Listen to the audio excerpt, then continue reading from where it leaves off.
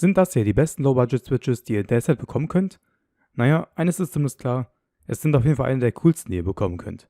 Denn nicht nur die Namen wie Jelly Blue, Rose Red, Lavender Purple oder auch Ocean Blue sind in meinen Augen ziemlich cool, sondern auch die Optik der Switches ist ziemlich einzigartig. Während bei anderen Herstellern meist nur der Stem eine andere Farbe hat, sind bei Echo die ganzen Switches farbig in Blau, Lila, Rot, Pink, Grün oder auch Schwarz. Natürlich ist ein Switch aber nicht allein durch seine Optik gut. Die Echo-Switches haben noch einige andere Aspekte, die sie zu den besten Low-Budget-Switches machen könnten. Im heutigen Video schauen wir uns die Vielfalt der Echo-Switches an und reden auch nochmal darüber, welche Switches sich am besten zum Zocken eignen. Also bleibt unbedingt dran und taucht mit mir in die wundervolle Welt der Echo-Switches ein. Und auch hier aus Transparentgründen der Hinweis, dass mir Echo diese Switches kostenfrei zugesendet hat, damit ich sie mal testen kann. Meine Meinung ist und wird aber auch in Zukunft immer völlig unvoreingenommen sein. Echo hat jede Menge coole Produkte im Angebot, wie Keycaps, Switches, Keyboards und auch Custom Keyboard Kits.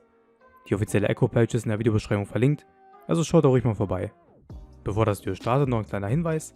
Ich habe auch einen Discord-Server, auf dem zwar ehrlich gesagt nicht viel los ist, aber falls ihr mal Fragen haben solltet, kommt ruhig auf den Server. Dort ist die Wahrscheinlichkeit, dass ich Fragen sehe, deutlich höher und vielleicht kommen ja auch ein paar nette Unterhaltungen zustande, wenn erstmal ein paar Leute drauf sind. Der Link ist in der Videobeschreibung, falls ihr mal vorbeischauen wollt. Aber nochmal von Anfang an. Falls ihr wirklich gar keine Ahnung haben solltet, wovon ich hier rede, Keyboard-Switches, oder auch zu Deutsch Schalter genannt, sind die kleinen Dinger, die unter den Tasten bzw. Keycaps eurer Tastatur sitzen. Die sehen dann etwa aus wie die hier, die ich habe. Sollte das bei euch nicht der Fall sein, habt ihr vermutlich eine Rubber Dome Tastatur. Das sind Tastaturen, bei denen die Tasten sozusagen auf einer Gummimatte sitzen und nicht jede Taste einen einzelnen Switch hat. In der Herstellung ist das ziemlich günstig und das Tippgefühl auf solchen Tastaturen ist auch sehr leise, allerdings fühlen sich die Druckpunkte in der Regel ziemlich schwammig und billig an. Und gerade zum Zocken eignen sich solche Tastaturen nicht so besonders, weil mechanische Tastaturen sehr viel angenehmer in der Bedienung sind und sich hochwertiger anfühlen. Bei einigen Tastaturen lassen sich die Switches herausnehmen, bei anderen wiederum nicht. Vor allem bei sehr günstigen Tastaturen oder auch bei Herstellern wie Razer, Corsair oder SteelSeries, die einfach nicht wollen, dass man ihre absolut perfekten Produkte mit separaten Switches beschmutzt, sind sie fest mit dem PCB verlötet. Okay, man könnte theoretisch bei einigen der Switches ablöten, aber das ist nochmal ein anderes Thema für sich. Fakt ist, bevor ihr eure Switches austauscht, solltet ihr euch selbstverständlich erstmal informieren, ob eure Tastatur das überhaupt zulässt. Lässt sich in der Regel online schnell nachlesen.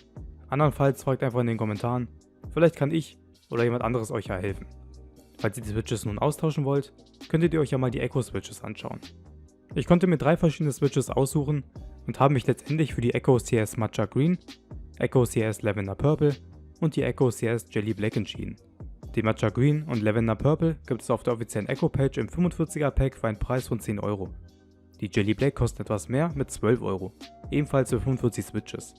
Das ist wirklich ziemlich günstig. Fairerweise muss ich aber auch dazu sagen, dass bei Echo noch ein dicker Versandpreis und auch Steuern draufkommen. Mit einem Switch-Paket für 10 Euro würde ich also mit allem drum und dran 27 Euro zahlen. Ein Kauf auf der offiziellen Seite lohnt sich also vermutlich nur, wenn man auch direkt Keycaps oder eines ihrer Tastatur-DIY-Kits dazu bestellt. Für den günstigen Spec-Switches eher weniger. Dafür solltet ihr eher auf Seiten wie Amazon schauen oder AliExpress. Die Echo-Switches kommen trotz ihres geringen Preises in einer ziemlich hochwertigen Verpackung. Sie kommen in diesen clean Boxen, in der ihr nach dem Abziehen der ersten Papierschicht eine fast schon edel wirkende und auch stabile Verpackung für euch habt. Wenn man diese dann öffnet, findet man die Switches sauber verpackt. Jeder gut gesichert und vor Staub geschützt in einem einzelnen kleinen Fach. Für den Preis gefällt mir die Aufmachung ziemlich gut. Die Purple Lavender Switches sind taktil, man spürt also einen leichten Widerstand in der Fingerkuppe und sie haben eine Betätigungskraft von 36 Gramm. Sie erinnern ein bisschen an klassische Brown Switches und damit man sich ein besseres Bild machen kann, werde ich immer mal wieder Vergleiche ziehen zu den bekanntesten Switches, also blaue, rote oder braune. Sie fühlen und hören sich im Großen und Ganzen ziemlich gut an. Den leichten Widerstand, den man spürt, kann ich jetzt weder positiv noch negativ einstufen, weil es einfach Geschmackssache ist. Die einen mögen es, wenn man eindeutig einen Druckpunkt bei den Tasten hat, die anderen nicht. Bei einer Sache sind wir uns aber denke ich alle einig, die Echo Lavender Purple Switches sehen wirklich nice aus. Es folgt erstmal ein kleiner Soundtest der Echo Lavender Purple Switches auf meiner Glorious GMMK TKL, bevor wir uns die anderen anschauen. Let's go!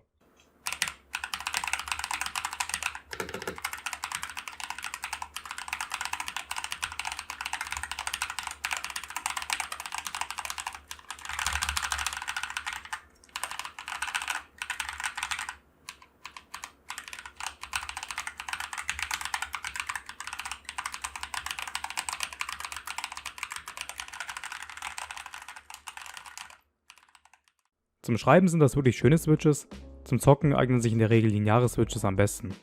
Und lineare Switches sind zum Beispiel die Echo Matcha Green.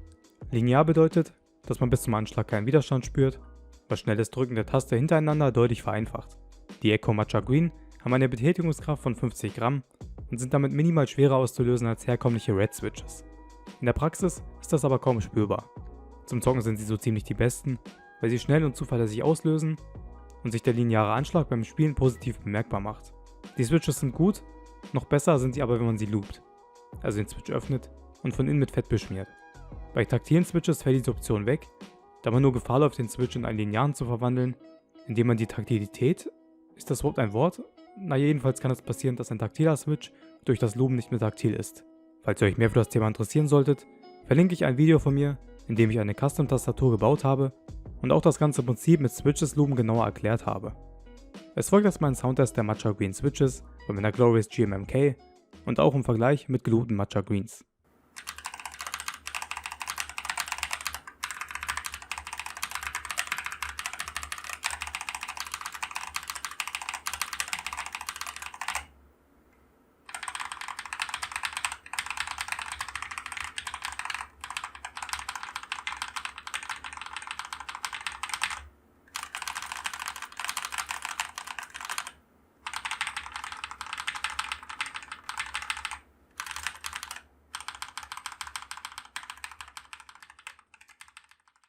Völlig unbehandelt sind die Switches ganz okay, auch wenn man dieses leichte Kratzen, was man von vielen Switches kennt, ein wenig spüren und hören kann.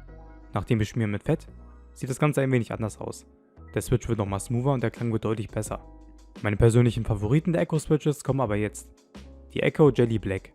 Das sind ebenfalls lineare Switches mit einer Betätigungskraft von 50 Gramm, allerdings haben sie so einen boxförmigen Stem, welcher vor Staub im Inneren des Switches schützt und dafür sorgt, dass Keycaps stabiler drauf sitzen. Genau wie alle anderen Echo Switches werden sie per 3-Pin in das PCB des Keyboards gesteckt. Was mich aber am meisten überrascht hat, ist der Sound. Die Jelly Blacks haben einen ziemlich guten Sound und müssen dafür nicht mal geloopt werden. Im Gegenteil. Ich gehe sogar fast so weit, dass ich sagen würde, es ist unnötig, Jelly Black Switches zu loopen. Ich weiß nicht, ob ich nicht einfach dumm bin, aber ich kann kaum einen Unterschied zwischen den geloopten und ungeloopten Jelly Blacks hören. Das ist aber keinesfalls etwas Schlechtes. Denn wie cool wäre es, Switches zu haben, die schon stock so gut sind, dass man nicht noch extra einige Stunden damit verbringen muss, die zu öffnen, mit Fett zu beschmieren und so weiter. Der Sound klingt etwas höher als bei den grünen. Was mir aber positiv aufgefallen ist beim Spiel mit den Jelly Black Switches, ist, dass die irgendwie so einen ganz interessanten Druckpunkt haben. Ich glaube, es liegt daran, dass sie wirklich sehr zuverlässig und schnell wieder zurückspringen.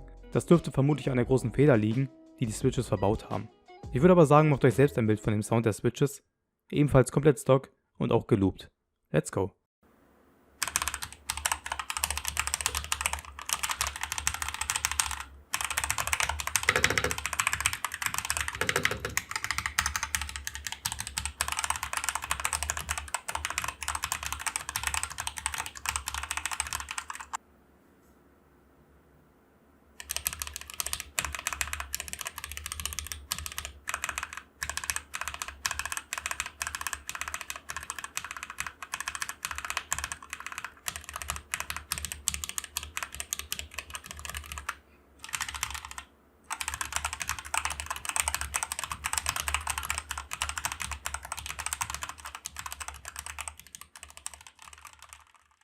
Für mich sind die Jelly Blacks tatsächlich eine der besten Switches, die ich bisher testen konnte.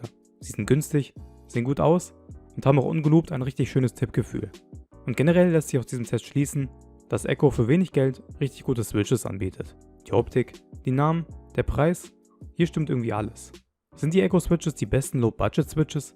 Das ist in der Tat schwierig zu beantworten, weil es letztendlich immer stark auf die persönlichen Vorlieben drauf ankommt.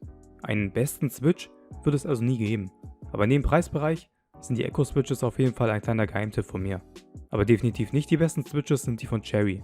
Ich weiß, dass sich über die Jahre bei vielen eingeprägt hat, dass Cherry die besten Switches herstellt. Und vielleicht war das auch mal so, ich weiß es nicht. Aber heutzutage gibt es sämtliche Switch-Hersteller, die besseres herstellen und für einen geringeren Preis anbieten. Und welcher der beste Switch zum Zocken ist, lässt sich ebenso wenig beantworten. Wenn ich meinen bei Echo aussuchen dürfte, wäre es vermutlich wirklich der Jelly Black oder der Matcha Green, weil ich am liebsten mit linearen Switches spiele. So geht es, denke ich, den meisten. Aber auch hier gibt es Ausnahmefälle, die lieber mit taktilen, wenn nicht sogar mit Clicky Switches spielen. Also Switches wie die klassischen blauen, bei denen man ein lautes Klicken hören kann. Und wer weiß, Bei einigen Games kann es vielleicht sogar hilfreich sein, weil man jedes Klicken der Taste eindeutig spüren kann. Weil man bei taktilen Switches jeden Klick sehr viel bewusster spürt, während es bei linearen Switches sogar passieren kann, dass man sie aus Versehen betätigt, ohne dass man es wollte. In den meisten Fällen würde ich aber immer lineare Switches zum Spielen empfehlen. War auf jeden Fall mal cool, die Möglichkeit zu bekommen, einige der Echo-Switches zu testen und vielleicht kommt ja irgendwann nochmal was zustande, wer weiß. Bis dahin bedanke ich mich fürs Zusehen und dann sieht man sich hoffentlich im nächsten Video. Ciao.